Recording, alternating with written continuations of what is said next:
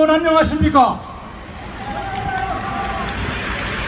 방금 전에 우리 지종대 교수님이라고 여러분들 낯이 약간 서르신 분도 계실 텐데 제가 잠깐 말씀드리면 우리 충청이 낳은 위대한 정치인 김종필 전 총리님께서 가장 신뢰하던 보좌관이고 연설 전문인이었습니다. 아마 이 자리에 여러분들 이인재 전 의원님 그리고 성일종 국방위원장님 조금 있다가 박성조 위원장님 방금 전에 지종대 교수님을 통해서 너무 많은 여러분들이 이미 다 알고 있지만 말씀을 논리정연하게 해주신 것을 잘 기억하실 것입니다. 저는 여러분들에게 지금 여러분들의 생각을 바꾸는 설득을 하러 오지 않았습니다. 이미 우리 충청인의 민심은 대한민국의 언제나 중심이었고 대한민국의 미래를 결정하는 위대한 도민들이었습니다. 저는 경상도 전라도 신경 안 씁니다. 왜냐하면 결국은 우리 충청남북도와 대전 세종에 있는 우리 충청인들이 한 표라도 더 주는 사람이 반드시 대선에 대권을 잡고 대통령이 되었던 것을 저는 여러분들과 함께 다 이미 알고 있기 때문입니다.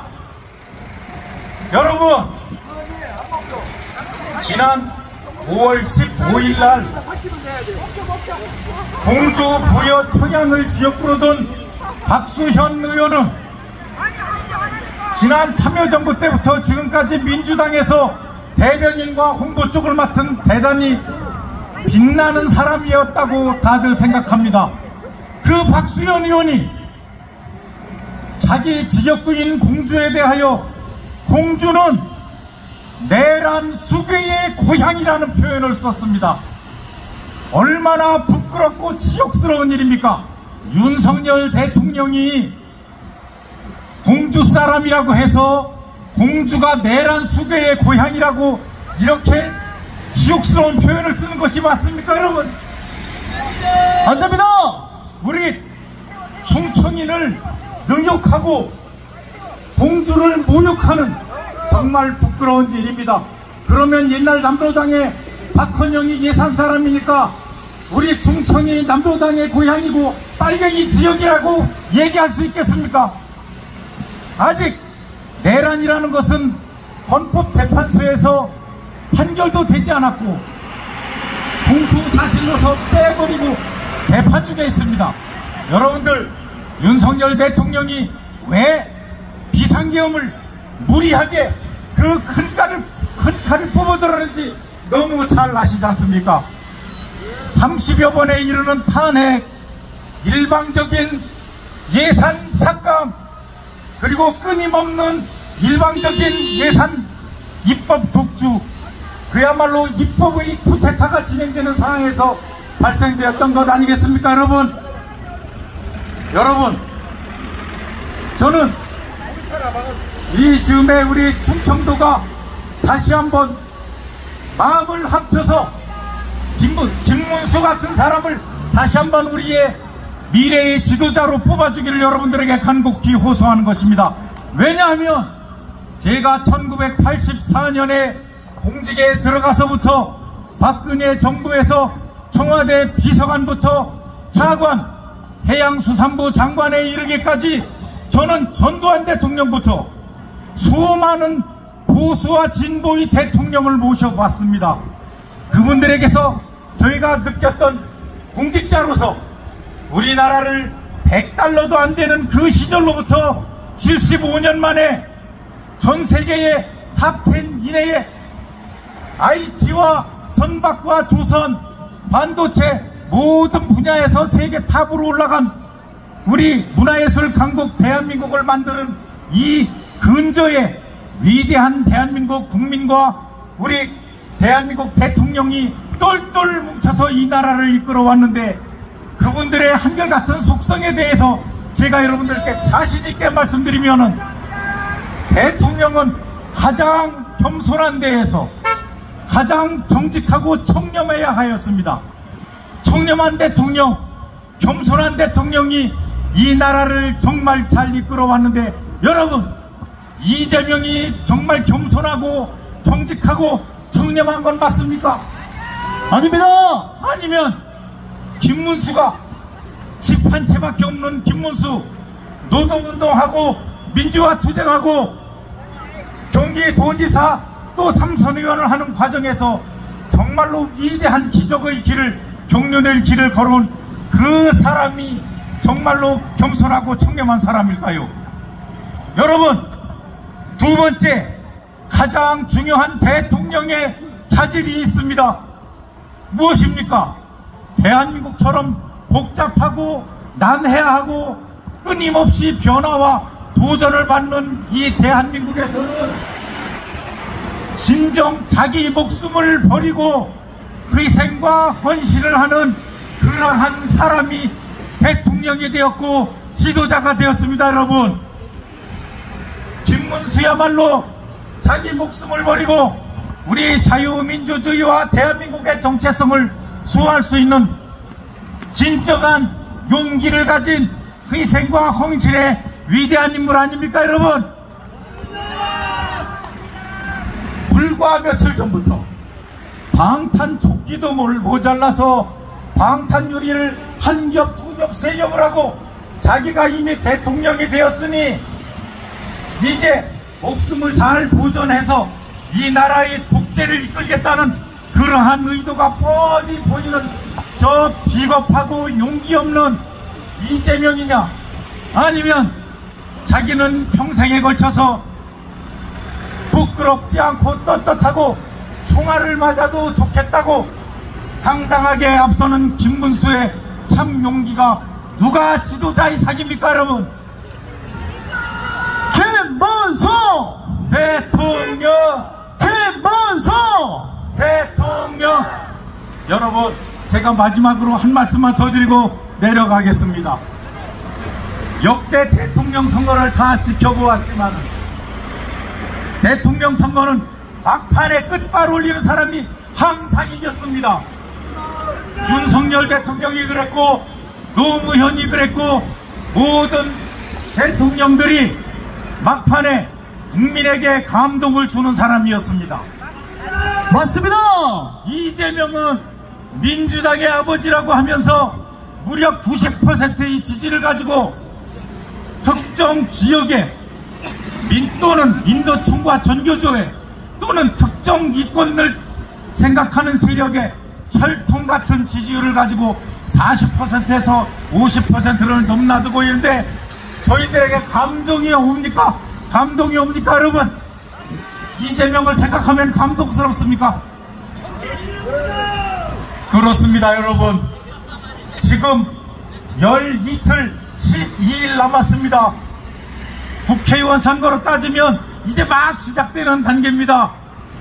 처음에 시작할 때 우리 윤석열 대통령에 대한 탄핵 찬성파, 탄핵 반대파, 저 아스팔트에서부터 광화문 한남동 관저까지 얼마나 많은 갈등과, 그럼에도 불구하고 세이브 코리아 등을 통해서 우리 젊은 층들이 우리를 지지하고 왜 윤석열 대통령이 이상기업이라는 위험한 칼을 뽑았는지 다 이해하게 되어 있지 않습니까? 그래서 여러 과정을 거쳐서 결국은 국민의힘의 당, 또 국민들의 결정적인 지지를 받아서 우리 김문수 후보가 되는 과정은 한마디로 자유민주주의 그 자체였습니다. 이제 다시 한번 12일 동안 우리 여론조사, 저 헛된 여론조사를 넘어서 우리 충청인들이 합치면 반드시 위대한 감동의 역사를 쓰고 대한민국을 다시 한번 또 다른 100년으로 위대한 기적의 역사를 쓸 수 있는 위대한 후보, 꽃꽃장수 정정당당한 김문수를 반드시 6월 3일 대통령을 만들어 주십시오. 위대한 논산시민 여러분, 간곡히 호소합니다. 감사합니다. 김문수! 김문수! 오죽하면은 민주당의 당대표를 지낸 손학규 전 대표께서 민주당 대통령 후보가 되어서는 안 된다는 말씀을 하셨겠습니까? 그리고 대한민국의 미래를 위해서 정정당당하고 하늘 우러 한 점 부끄럼 없는 김문수 후보가 되어야 한다는 지지 선언을 해 주셨습니다. 여러분, 김문수! 김문수! 이제 여러분들이 지켜보시겠지만은 까면 깔수록 이재명 후보는 냄새가 풀풀 나는 일만 나올 것이고, 우리 김문수 후보는 그동안 우리가 몰랐던 그 훌륭함과 감동적인 스토리가 지금 알려지고 있습니다. 여러분, 대통령다운 대통령을 뽑아야 합니다. 홍준표 전 시장이 이재명 후보를 일컬어서 뭐라고 했습니까? 그 사람 양아치라고 하지 않았습니까, 여러분? 홍준표 전 시장이 양아치라고 했던 이재명 후보가 대통령이 되어서야 되겠습니까, 여러분? 안 됩니다! 우리는 어떤 경우에도 양아치 대통령을 뽑을 수는 없어요. 홍준표 전 시장이 그렇게 표현했다면은 얼마나 잘 표현한 것인지 우리가 알 수가 있습니다. 자랑스러운 논산 시민 여러분, 이제 우리는 이기는 선거로 갈 수가 있습니다. 다가오는 6월 3일 논산 시민 여러분들께서 한 번도 빠짐없이 투표장으로 가셔서 우리 기호이번 김문수 후보를 압도적으로 당선시켜 주시기 바랍니다. 김문수!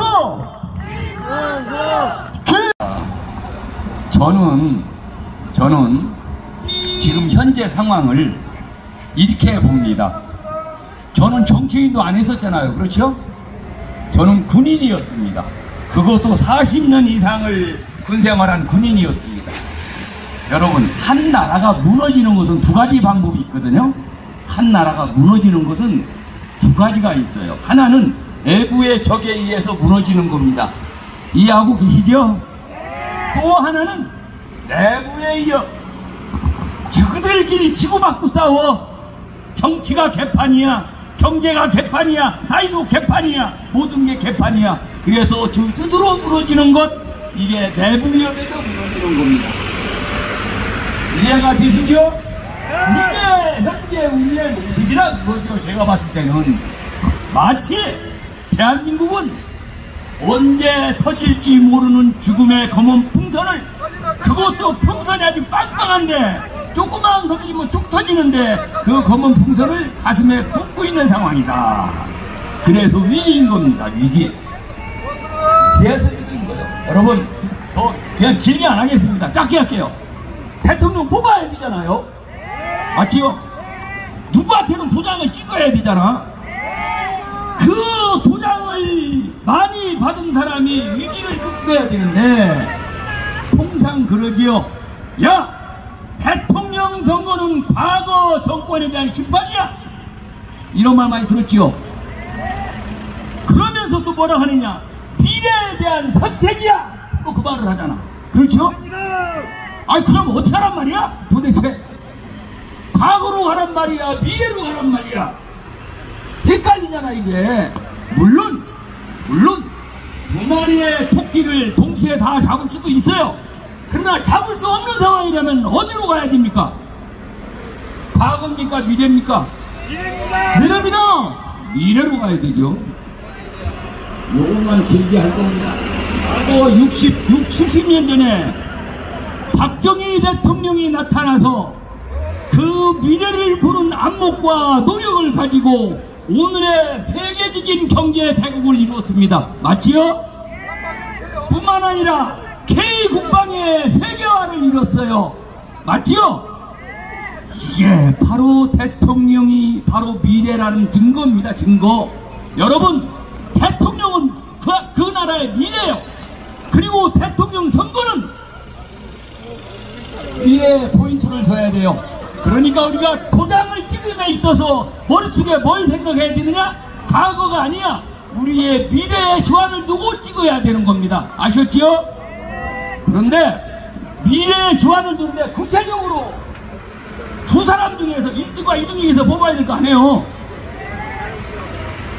내가 3등, 4등, 5등짜리 뽑을 수는 없잖아. 1등과 2등 중에서 어떤 사람을 뽑아야 될 것인가 뽑는데 미래의 주안을 두되 세 가지를 고려하라 그거지요. 이것은 세계 역사가 증명하고 있는 거예요. 그 새끼가 뭐냐? 그 사람의 도덕성이 어떠냐? 이건 기본이야. 두 번째, 그 사람의 능력이 어떠냐? 세 번째, 그 사람의 추진력이 어떠냐? 이 세 가지가 대통령 깜이다 그런 것이지. 확실하다. 자, 분명히 이야기해요. 미래의 포인트를 둬라. 미래의 포인트를 두되 어떤 친구가 도덕성이 탁월하냐, 어떤 친구가 능력이 있느냐, 어떤 친구가 추진력이 있느냐, 이 세 가지를 보고 찍어라 그겁니다. 김문수! 김문수! 저는 군인 출신이에요. 찍으려면 분명하게 알고 찍어야 돼. 개념적으로 그냥 추상적으로 어영부영 찍으면 안 되는 거야. 내가 분명하게 소신을 가지고 요 이래서 내가 찍는 거야. 여러분, 도덕성은요 모든 대통령 지지자의 기본적이고 가장 중요한 거야. 이건 이미 여러분들 다 알고 있죠? 그래서 저 이야기 안 합니다. 넘어갑니다. 두 번째, 능력을 평가하는 것은 참 어려워요. 그래서 능력을 가늠할 수 있는 경력을 가지고 점수를 내봤어요. 점수를 내보니까 김문수는 75점이 나와, 이재명이는 25점이 나와. 그러니까 능력면에서도 앞섭니까? 뒤처집니까? 그 능력도 볼 거 없어. 마지막 세 번째, 추진력은 속도를 말하는 게 아니에요. 일을 추진해 나가는데 얼마나 깔끔하게 하느냐, 이게 추진력이에요. 문제점 두성이면 추진력이 없는 거죠. 청소한 것처럼 깔끔해야 돼요. 아까 이인재 선배님께서도 대장동을 말씀하셨어요. 대장동 하면서 사람 수없이 죽어갔다고 그랬죠. 영창 갔다고 그랬죠. 이건 깔끔하지 못한 거야. 일하는 방법을 모르는 거야. 그런데 김문수 후보는 대장동보다 20배 큰 방주 힌트스를 개발하면서 단 한 명도 그런 사람이 인상했습니까? 없다 생각했습니까? 없다고 그랬잖아요. 그러니까 자, 3박자를 보자 그거지. 도덕성, 능력, 추진력, 누가 왔습니까? 김문수! 그러니까 저는요 근거를 가지고 말해요. 야, 그냥 김문수 찍어, 이게 아니야. 이게 아니야. 야, 대통령은 막 미래의 주안을 두고 찍어야 되는데 첫째, 둘째, 셋째 이거야. 이 세 가지를 그렇게 해봐. 그럼 누군가? 답이 나온다. 답이 나오죠? 다시 한번 묻습니다. 누굽니까? 김문수! 저 하고 싶은 말이 엄청 많아요. 특히 앞에 이인재 선배님이라든가 성길정 의원이라든가 우리 김영석 도당위원장님이라든가 이분들이 말씀하지 않으신 것, 왜? 군대를 잘 모르니까. 그렇죠? 근데 저는 군대를 잘하니까 그 군대를 잘하는 입장에서 하고 싶은 말이 수없이 많아. 결론은 이재명이는 대통령으로서 국군 통수권자 임무를 수행해야 되는데 그 사람은 절대 안 된다는 겁니다. 왜? 국방을 몰라도 너무 몰라. 국방에 대한 상식이 없어도 너무 없어. 그러면서 자기가 뭐 많이 하는 것처럼 고개 빳빳이 들고 이야기해. 딱 하나만 이야기할게요. 자, 아주 알기 쉬운 거. 이재명 선수가 옛날에 뭐라고 했습니까? 이재명 후보가, 야, 더러운 평화가 이기는 전쟁보다 낫다 그랬지요. 그 말 기억하시죠? 여러분, 더러운 평화가 뭐요? 이거요. 더러운 평화는 뭐냐면은 내가 이 집안의 가장이야. 그런데 옆에 이웃집한테 응도 터지기가 싫어. 그래서 정기적으로 돈을 갖다 줘야 돼. 내가 돈이 없으면 무릎 꿇어서 빌어야 돼. 평화를 구걸해야 돼. 그래서 안 맞아야 돼. 그게 더 낫다 그거죠. 맞지요? 지도자는 그 나라의 대통령은 전쟁이 국방정책의 목표가 될 수는 없어요. 그건 분명한 거예요. 그러나 국민을 위해서는, 국가를 위해서는, 국익을 위해서는 전쟁도 불사한다는 각오가 되어 있을 때 그 나라는 전쟁을 예방할 수 있고 그로써 평화를 유지할 수 있는 겁니다. 아셨죠? 그런 의지가 없으면 아무리 힘이 많더라도 이빨 빠진 호랑이가 되고 발톱 빠진 호랑이가 되는 겁니다. 마지막으로 김문수 후보가 대통령이 됐을 때 논산은 국방산업 중심의 도시로 갈 수 있습니다. 논산은 국방산업 중심의 도시로 가야, 지금 백성의 수장이 추진하는 국방산업의 중심 도시로 가야 논산은 발전할 수 있습니다. 40만 100만의 인구로 발전할 수 있습니다. 그것을 누가 약속했느냐? 김문수 후보가 바로 약속했습니다. 그럼 누가 대통령 돼야 돼요? 김문수! 이상 마치겠습니다. 감사합니다. 감사합니다. 김문수!